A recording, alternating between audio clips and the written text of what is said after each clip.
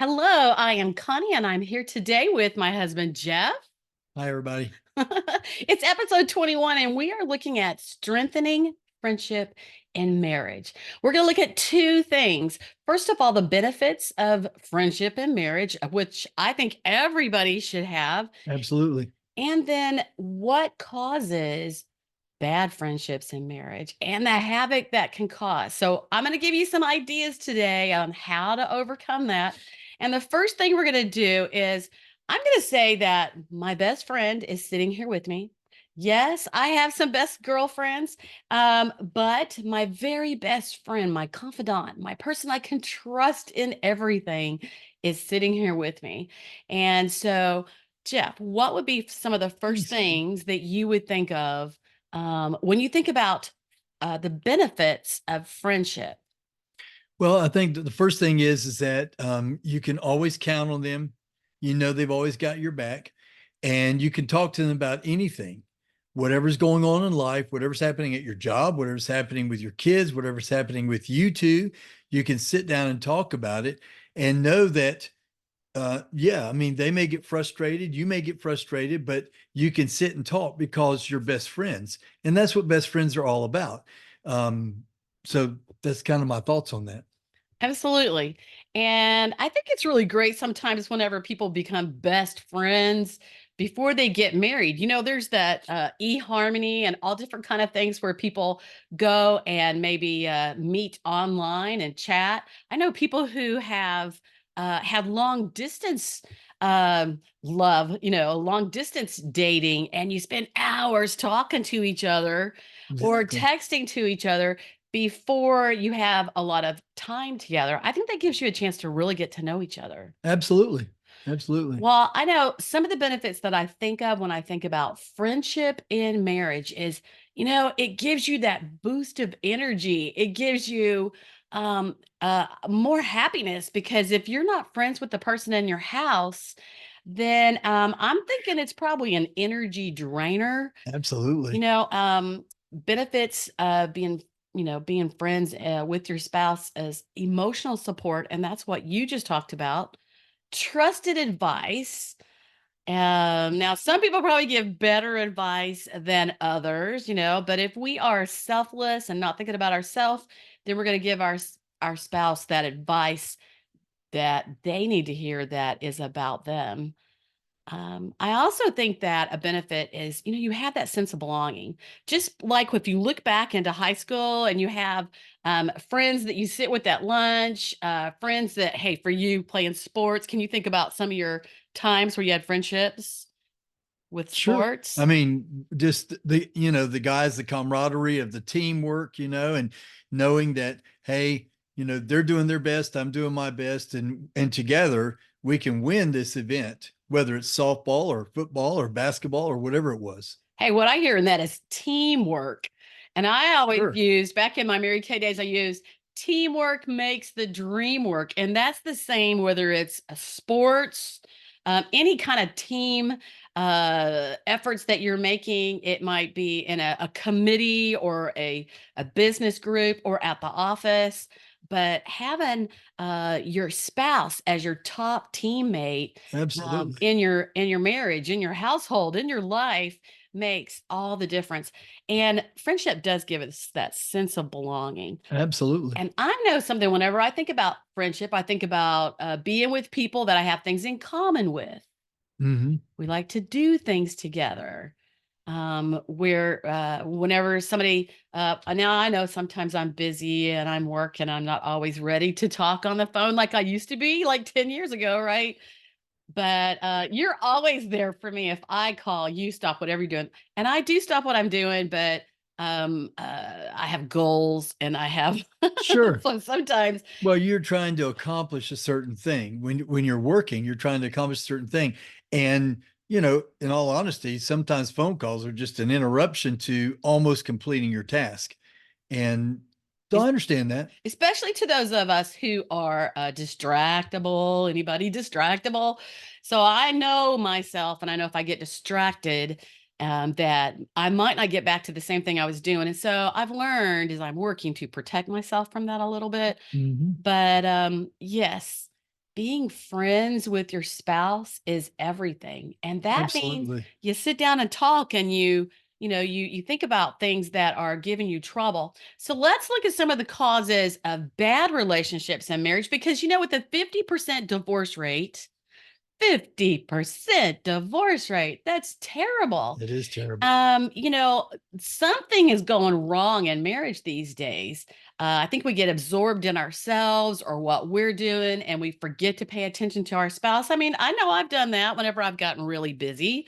Um, Go ahead, you could fess up that you've done it too. I've done it too. Absolutely. I'm not, I would say something if I was disagreeing with you, of course. I know. But sometimes we do get wrapped up in ourselves and what we're doing. Also, as moms, sometimes we get wrapped up in our kids and we forget about our spouse, because our kids depend on us, right? Sure. Absolutely. You can go ahead. Well, I was just going to say that I can remember when our kids were younger, but I understood, hey, this child needs attention right now. And, you know, so I mean, the other thing I was going to say too earlier is in reference to this friendship and marriage and how much you love your spouse is that when they become your best friend, then when you leave work, you're excited about coming home. You're looking forward to that relationship. And I can't wait to share with Connie what happened today or what's going on, or hey, did you hear about so and so? And it's because it's that camaraderie. It's just that Mhm. friendship that we have. Not only are you my best friend, but you're also my loving wife and whom I love with all my heart and would Oh, do anything for you. But gooey, gooey. okay, I'm trying to score points here. But anyway, but that goes right along with what you're getting ready to talk about. Well, and with that, I want to say that, hey, if you're friends with your spouse, it's a lot better to live with them because Absolutely. you do look forward to seeing them. But if you have some really bad challenges, like things like moodiness, I mean, let's face it, the women out there, uh, during childbearing years, especially, I think there's that moodiness that comes around, and you know what? Moodiness affects us in different ways. And suddenly we're like not expecting it. Like maybe we're exhausted. And I always talk about you've got to fill your own cup. Maybe you're exhausted or you're tired, and we just don't admit that we have put out a lot of energy and we just think we can keep going. So there's a lot of different reasons for moodiness, like personality styles that I talk about. Sure. Some people just tend to be moody. But whenever I do have trouble being moody, if I really think about getting past myself and I think about the people around me, Mhm. then it helps me get out of that mood. I think that's a big thing when you have children. You're so focused on your kids, you're not thinking about yourself so much. That's true. That's true. And then also, in fairness to some people out there, they may have a chemical imbalance. There may be something going on chemically um, with the drugs that they're having to take or whatever, and that could cause that. And we've seen that in the past with some other stuff, but um, not us, but other family members. Anyway, that's another whole thing. But um, I think that's a big thing right there is that, and also speaking of moody, um, it may not be that, but sometimes the spouse has been at work and either one, male or female, we've been at work and something terrible has gone on at work that day, Yeah. or something super frustrating, or like in sales, you've worked for 3 years to get this sale and suddenly everything falls apart and you lose the sale. It's very frustrating. That causes a certain amount of mood in that spouse. And so, it's understanding and being understanding as the other spouse so that when someone is going through that, you have to understand it's not necessarily against you. Hmm. It's what's going on in their life, and you have to understand where they are and just be quiet sometimes and listen. I'm going to think that maybe you have some experience of that because, yeah, once in a while I get moody or Well, drained of energy. I'm And sure that yeah. I've done the same thing because I can remember one specific thing where I was not only frustrated, I was mad about Ooh. losing a sale. Uh, And, this is, but, it's one of those things you have to get over it, but which is something I'm going to share later, by the way. So go ahead. Well, also with moodiness, it goes back to also personality styles. Some people are more, they tend more to have a lot of ups and downs in their mood. Also, like you were talking about, something going wrong at work, or hey, let's face it, women who are home with their kids all day, there's stuff that goes wrong, or the kids are cranky, or they're picking at each other or fighting or whatever, and that definitely puts you in a bad mood. But with the different personality styles, some tend to withdraw Hmm. when they're moody and they're not going to talk to you. They're not going to tell you what's the matter. Others, when they get moody, they get angry and they're mad about everything. And like you said, it's not about you, but you feel like it's about you because they're blasting you because they are feeling frustrated. Another thing that does not develop good friendships, whether it's with your best friend, like your girlfriend, like, well, for girls, girlfriend, guys, their guy friend at work, is unforgiving. Like, if somebody did something wrong at work, as far as made you lose an account or that kind of thing, and then you're like just not forgiving about that. But at home, not forgiving them. I think sometimes we have to stop and think, well, exactly what did they do? And exactly how much does that really matter? Or was I in a bit of a mood or a little ticky at the moment and took it wrong? Right. Yeah, could be. Right. And so we talked about tempers in marriage. Temperament is everything. Either somebody's easy to get along with, mostly always, Hmm. or they have that temperament where they get um, angry often, and when they are mad, they blast you for it. You live together, they're congenial at work, and then they come home and you're the one that gets blasted, Exactly. you know.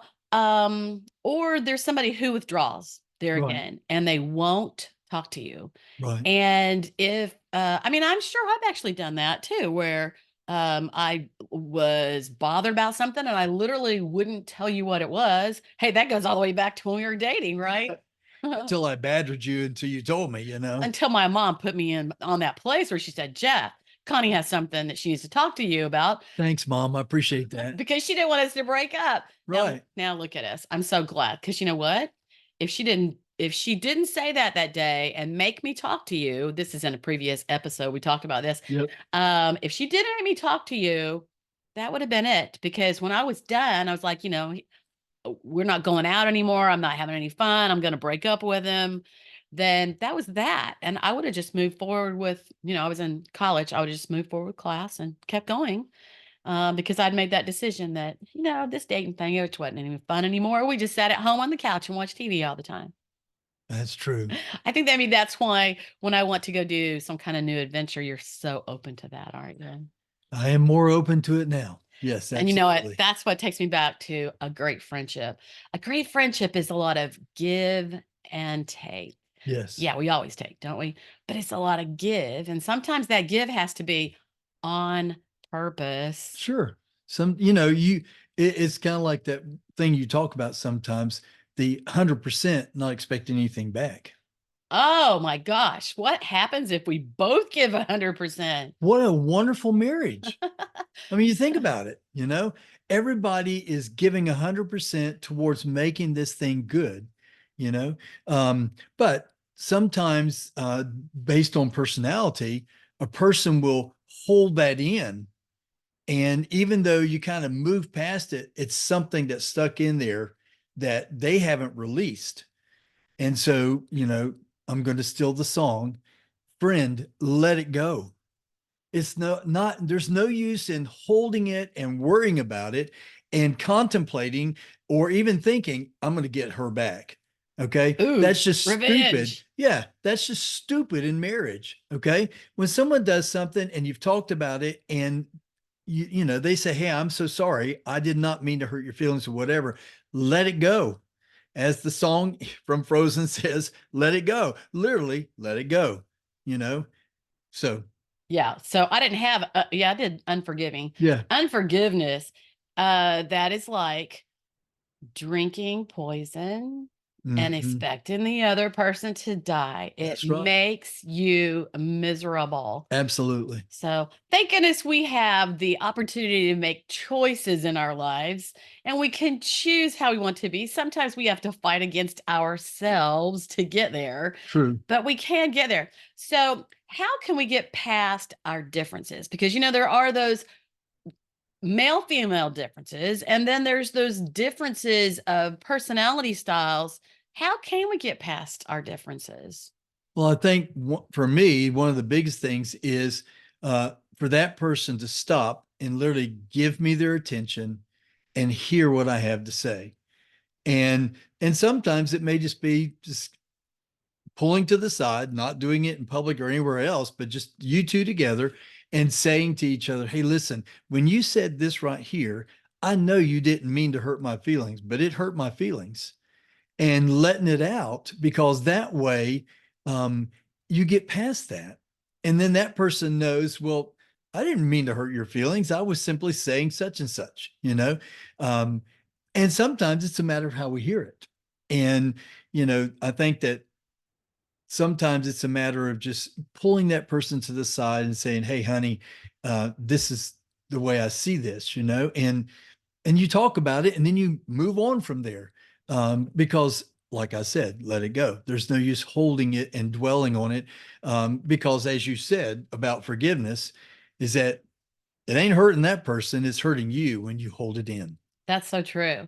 And another thing I think of when we talk about getting past our differences, I think about the actual communication styles Mhm. and how people communicate differently. And that one of the big differences in communication styles is that one person may be very fast and quick. They make quick decisions. They talk fast. They turn the corner fast, and the other person is a processor Mhm. and they need time to process what's going on, and they're not going to make that quick decision. And I think many couples, I would call that opposites. When you have that, many couples have a challenge because of they literally communicate differently. And you and I've even had just lately, I think we have things that go on in life each week that we're like, hey, this is good material, we can use this on our podcast, right? Thank you, Lord. But you and I have even had things where we said something, I said something, and you heard something else. I mean, often that happens. Yeah. And so I think an important thing to do is to say, well, wait a minute. So you're saying da da da da da, right? Clarification. And so you're clarifying what they're saying to you. And not only that, another way to get past is not assuming that even if it seemed like it was clear when you heard it, to not assume that you know what they mean. Again, clarify, ask questions, because when you ask questions, you're just getting more information. Is that like the story about the parchment paper you get ready to tell? They didn't tell us that, did you? Go ahead. Okay, so I'll tell my half and then you can tell yours. Oh no, yours is better. Not really. Go ahead. So I had I'm not gonna tell, let's see, don't tell so that they can guess. Let's see. All right, so Jeff was going to the store for me, and I said, "Hey, honey, could you get me some heavyweight white paper? I'm out and I use it quite a bit." And so I was writing it on the list on the kitchen counter uh, for Walmart. And so he doesn't really shop for me that often. Usually I go get my stuff, but I figured that was pretty clear. Sometimes we're not given all the details that are in our head. I'm not thinking about it because I know what I'm thinking. And so tell about Jeff goes into the store looking for my heavyweight white paper. What'd you do, honey? I went back to where the aluminum foil and that type stuff was because um do I get to tell my side of the story? Yes, I'm being quiet. Okay. All right. So we're standing in the kitchen when she says, "I need you to get me some heavy white paper." I'm thinking like parchment paper that you put, candy or sticky stuff on so that, because I'm thinking she's going to make these chocolate drop cookies, that are delicious, but you got to have that plastic heavy duty paper to put it on. Little did I know, because I did not clarify and I learned a valuable lesson in that. Is that you have to ask questions sometimes just to make sure that you're both on the same wavelength. Because sometimes hers is a A and mine's a B, and we're not seeing it eye to eye because we're in the kitchen when she asked me. So I immediately thought parchment paper. And so I asked a lady at Walmart, I said, "Hey, where's the heavy paper?" And we're standing on the aisle where the aluminum foil is. So she says, "That's it right there." So I bring home parchment paper, and you can finish the story now. Well, I'm kind of thinking that when I told you that, I even told you about what I'll use the heavyweight paper for because it helps it. I like staple some of my stuff together and because it makes it stand out, Sure. whenever I'm looking through all the papers. Who has a neat desk? My desk is not neat. Just point of clarification. Um, Apparently, I didn't hear that part. Well, because sometimes he's listening less than he used to. Anyway, this is not what I'm supposed to be sharing. Anyway, he came in and I'm sitting at my desk and he goes, "Here, I got your paper. Is this it?" And of course, we had quite a laugh. He had a giant roll of parchment paper that is used for baking in the kitchen. It was heavyweight. It was what? It wasn't the right thing. So, guys, next time your wife sends you to the store, ask the question, okay, is this what you're wanting to clarify? Because it'll keep you out of the story like I just had. But here's the thing.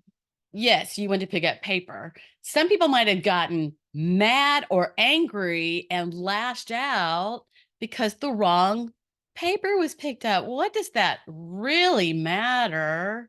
I think learning to laugh at silly, stupid things like that, Yeah. and learning to let things go. So that would be another thing. Understanding how very different we are as males and females Right. and how very different our personality styles are. And you might be just alike, but that's another story. Go Yeah. And, ahead. the beauty of that is that it actually allows that friendship to grow. So, because you could have lambasted me and really, I know you don't usually do that, but you could have jumped my case and said, "Are you an idiot?" Or something like that. Now, I'm not saying we ever do that, No, we don't talk but like that. there are people out there who might think that or even under their breath say something like that because you're thinking I was perfectly clear when I said that. So it's just really important to make sure you clarify, verify, and then move on because actually, when you didn't get upset, it actually made our relationship, our connection stronger because there wasn't that lashing out like, now I can't finish my work because you didn't get what you're supposed to. And I will say for people who have trouble with one or the other spouse lashing out of frustration or a bad day or whatever, is that that's how they let off their stress. And it happens to be all over you. Right. And it's not that they don't love you. They just let their stress off on you because they're at home and they can. And so that really is a conversation to be had. Right. Absolutely. So, what do you think grows our connection? Now you're just actually already saying that. So what are some things that we feel like grow our friendship? Well, I think just doing things together, first of all, but just being able to sit, like we sit at the kitchen table sometimes for a couple of hours talking about different things. And you sit there with a listening ear and you actually hear what I'm saying, clarifying if you need to, but you hear what I'm saying. And that just shows to me that, hey, you care about me as a person, you care about me as your spouse, and you want to grow in that relationship. And I think that that's a big part of it. Well, that goes back to the love languages, and you like to touch. So whether it's holding hands, everybody who knows us, we hold hands all the time. And now we're Absolutely. getting kind of older. I know people are like, "Oh, that's so cute." I'm like, Well, it is cute. And I like to do it. So and I don't consider myself old, even though I've been married 44 years. I was 5 when I got married. All right. don't say stuff like that on I here. keep having to go backwards in how old I was when I got married because Okay, we were 19 just for the record. Okay. 20, I just turned 20. Okay. Oh, that tells my age. Now look what you did. It's okay, honey. They love you anyway. All right. And so I'm thinking about as we talk about things that we do that grow our connection. All right. Here we go back with those differences. Mhm. Jeff is very happy with status quo, like no change. Like he could eat the same things, do the same things. And guess what? I need new adventure. And Yes. so that's an example of where you have to meet in the middle If I don't have any new adventure, if I ate the same things, did the same things day in and day out, it's like I just lose my energy. I am bored. I am not, it takes away my passion for anything. And so I need change. And that's another big thing that happens with personality styles. One person needs that change. They got to have it. They're going to get bored. That might be some of the places like divorces come in, right? Sure. They get bored and restless, and no one's listening at home. But needing change, like new adventure, going somewhere different, doing something, it doesn't always have to cost a lot of money. One of our favorite things we used to do was we love to go around looking at houses that are being built. I call it 2x4 houses. You know, it's before they've locked up the doors and you can't get in. I like to look at the floor plans, and it's like dreaming a little, right? Sure. So I always say that I'm a cheap date. Sometimes you are. I could go look at new houses, or I know my dad's favorite thing is to go look at the car lot. So not to buy anything, just to go and look at the new cars, right? Yep. Yeah. So finding those connections, things you like to do together, taking turns. You know, this is for you, this is for me. Hmm. Everything's not just about us or for your spouse. So, how do you get past the sticky parts? So, we're looking at when things get sticky and fussy, and maybe somebody's not talking to the other person, or you've just been blasted. Um, you know, what can we do to get past the sticky parts of marriage? Because we do want to be friends. And to be honest, if you're not nice to me, eventually, I'm sorry, but this is just a fact. I'm not going to like you very much anymore. Think about when we stay friends with our friends. Why? Because we have things in common. We have a good time together. We like to spend time together. And so if you're not best friends with your spouse, you eventually just don't like to be together. That's true. That's not so good. You know, somebody the other day was celebrating a 50th or a 60th anniversary. You know, that doesn't happen without ups and downs in their marriage. Absolutely. It's kind of like the guy we heard the other night. He said, "We've been married 50 years, but she's only liked me about 10." The the but because of all the different things, and that's not true. He was making a joke, y'all, but they've been married 50 years, and that's exactly what he talked about was like the roller coaster, the ups and downs of marriage because of just different things that are happening. It could be your spouse, it could be your kids, it could be your job. People lose jobs, and it's Harry Carey at the house because of that. I seriously had somebody tell me the other day, well, I've been married 25 years, but only 14 happily. Yeah, exactly. And that's because they learned about their differences. They started to pay more attention to the needs of their spouse, like love languages. That's a really big one. Knowing your Absolutely. love language and practicing it. And the thing is, we can't do everything at once. We live in a day of so many choices, so much information in front of us, especially if you're in business and you're online. Hmm. Or if you're even just scrolling through social media with choices here, choices there, people reaching out, talking to you. I open up my email box these days, and it's like there's so many things reaching out to me on my email that I literally get where I can hardly, I just want to close down. It's like Hmm. too much information, and I want to close down. And so we can only do one thing at a time, focusing on one thing. And so love languages is a great place to start to get past the Absolutely. sticky things. I have an online class. It's called Communication Secrets for Marriage. One person can do that class, and you can go through it again if you need to. You actually get a personalized assessment with that, where you can just go through the on-demand class online as you have time to, Right. and you get an assessment with that. You know, one person goes through it, sees the value, starts to practice some of the things. And then, even if you're having a little challenge with your spouse, you know, you could say, listen, I have come across this great class, and it's really helped me understand myself. It's helped me understand you. And you know what? I have this course right here. All you have to do is just take this assessment and see. And then we'll have a conversation about what this assessment says about our communication styles, our behavior styles, and you learn how to overcome those things that are dividing you, Sure. you know? But that's what you just said there is that person who said, we've been happily married for 14 of those years. Yeah. They came to a place in their marriage and they said, we need to find out how to make this better. They took the time to find out what does it take to get past these sticky parts so that we can love each other, so that we can be best friends, and so that we can move forward in our relationship and our marriage happily instead of struggling and Oh, fighting yeah. all the time. Oh, So yeah. you have to be wanting and willing to take the next step. And that's exactly what you do in your course. Sorry, I was touching your leg. I didn't mean you had to It's quit. okay. um, yeah, so getting past the sticky parts. There are ways to get past the sticky parts, but sometimes you have to seek help. I also talk as about the fact that our past experiences, move forward into our marriage. Maybe things that you had in your past that you really could do without, and you really don't want to bring them with you, but the next thing you know, they're embedded in who you are, and next thing you know, those things are affecting your now, and they will continue to affect your future.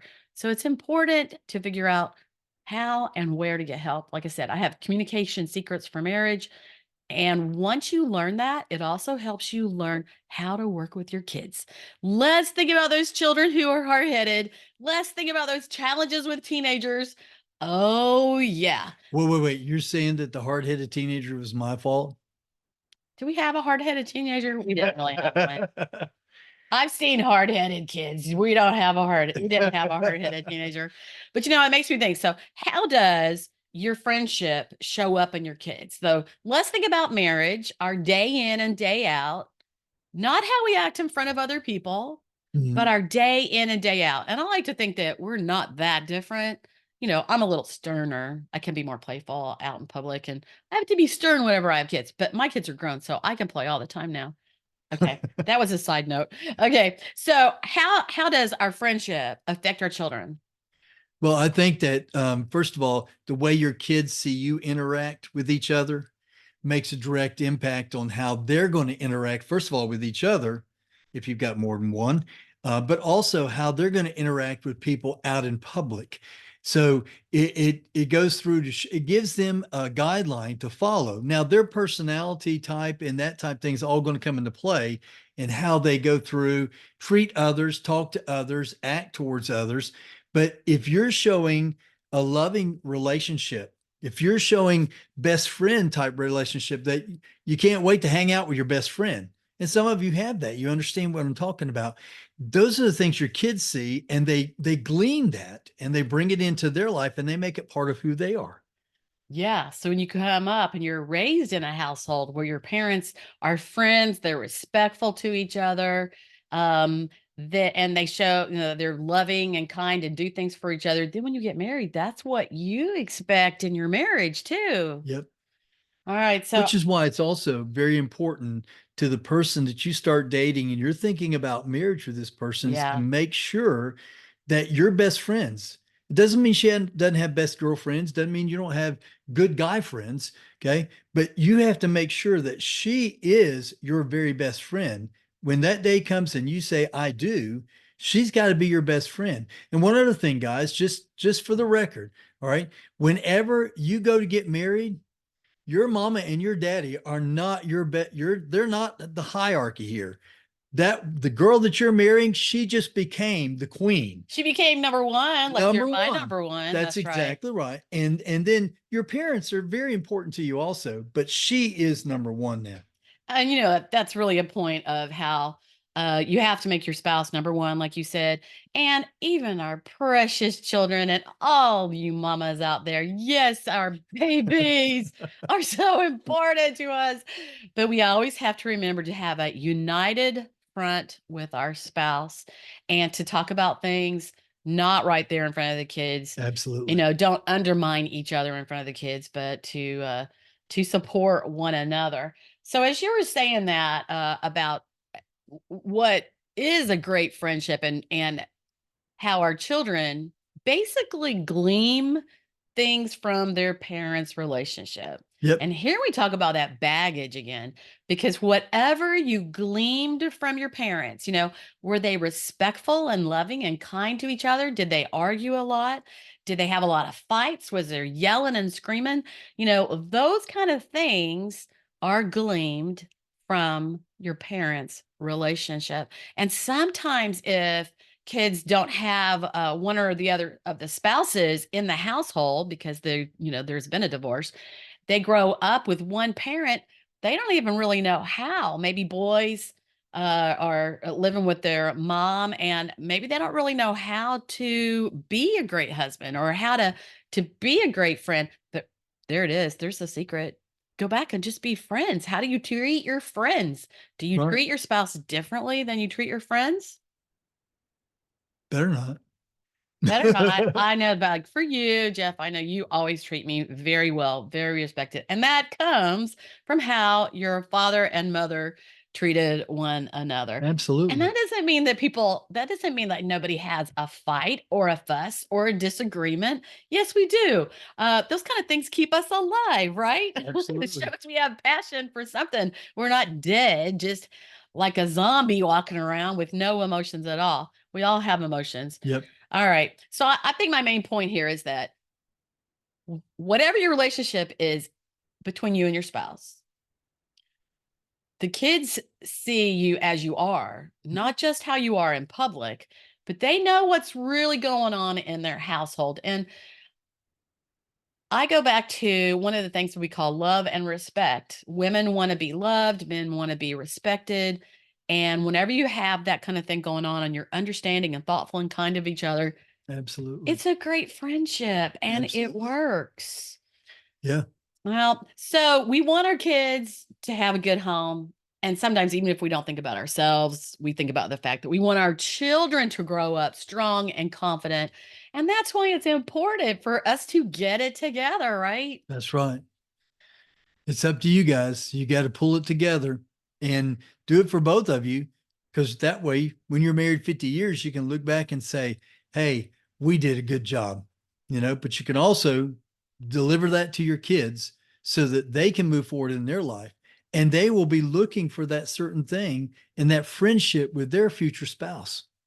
All right. So the last thing I have on here before I have a free gift to give away is how can you move past your differences? How can we move past our differences? Let it go. Let it go. I'm thinking about like listening attentively to each other. Oh, that type thing. Others, Yes. yeah. Well, I mean, that's the biggest thing right there. Listening, paying attention, showing that you care makes a big difference. Might be 10 minutes, after dinner. Somebody was just saying that one of their habits was after dinner, the kids leave the table. They're always ready to leave the table anyway. Mhm. And the parents sit there for 15, 20 minutes and chit chat about their day. Yeah. The old fashioned dinner with the family. Oh, wow. What a novel idea. I have another friend too that whenever, because he works, the husband works in a very frustrating type of position in his work. And so they have a thing that every day when they come home, they go to their bedroom and they sit and talk for 15 minutes. He diffuses everything that went on that day, and she either listens or he listens to her because sometimes you have to diffuse too. And so what happens in that right there, first of all, it builds that relationship, that foundation, that friendship, because my friend cares enough to listen to what I'm sharing. But it also takes that tension away from the day so that whenever you do sit down for dinner, if the kids are acting up or whatever, you don't blow your stack at the whole family Yeah, they do. because, well, I Yeah, they know, do. I'm just saying that's what they do so that that doesn't happen. Uh-huh. So they stopped and they figured out how to not fuel that, for that Right. not to happen. Because in the beginning of their marriage, it wasn't that way, and they had to come to a collection. I mean, to an agreement to do that so that that doesn't happen. Because they It, want their kids to grow up loving and kind and respecting the other person. absolutely. To me, there's no other way because we have one life to live and Mhm. we want to do it to the best of our ability. And when we have challenges somewhere, we have to figure out how we can get past them. All right. So today I have a free gift for you, and it is called the Love Expertise Quiz. And what this does is it tells you a little bit about yourself. You could take the little bit you learn and get your spouse to take it too. Take Mhm. what you learn about each other and chit chat about the facts that it gives you. It's a very short 4 or 5 minute video, and it starts out with 10 questions where you answer. There's an A or a B. That means there's choice A or choice B, and you choose only one, or it won't come out right for you. You wouldn't believe how people look right past the directions, choose one answer if you want to really get the right answer for this. And this is the next step in this is the communication secrets for marriage. And this is where you learn about the different personality styles, communication styles, top emotions, how we deal with things. And this is a free gift, Love Expertise Quiz, because your behavior is actually predictable Mm. according to your personality style. So take the Love Expertise Quiz and see where you're great at love, right? See where you're great at love, and look for some of your attributes. We all like to see our attributes. You'll find that in the extraordinarymarriage.com/podcast. So you'll find it in episode 21 in the show notes. So the Love Expertise Quiz. All right. So I think that's it for us this month.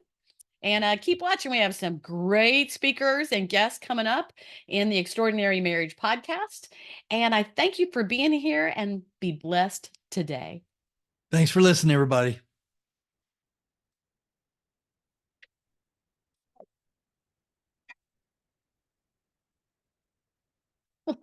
For my house.